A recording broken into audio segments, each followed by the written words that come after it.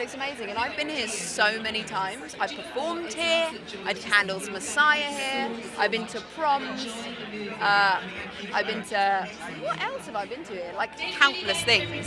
So it's so great to be here. Mary Debenham is a governess, and she is sort of simply quite ahead of her time.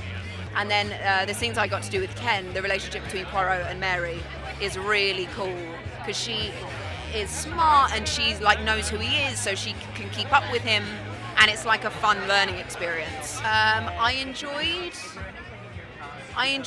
remember with Ken having a conversation about when people play a lie, do you play the truth or the lie, or like what is it you're doing?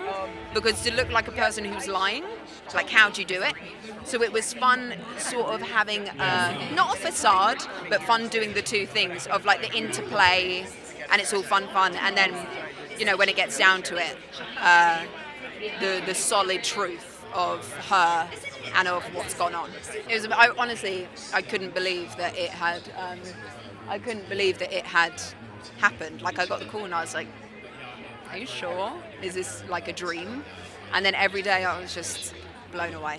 And then it felt very wonderful and relaxed, and that in itself was wonderful because I didn't expect that going in.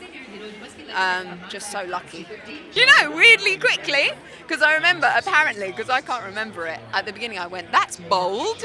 First thing I said, and Ken was like, good, and I was like, no, good, bold. And then you do sort of forget. And then Ken's been talking about the psychological aspect that obviously we don't know about because he's a director, of it disarms people. And it really does, because there's something that you're sort of distracted by that you don't even realise you're distracted by. And suddenly, and like during an interrogation, and suddenly it's like, oh, and the truth outs from underneath this behemoth of a moustache. Anyone who isn't open to or doesn't know this story, it's an amazing story. Of anyone who loves Agatha Christie, it's a continuation of an amazing story that they would know before.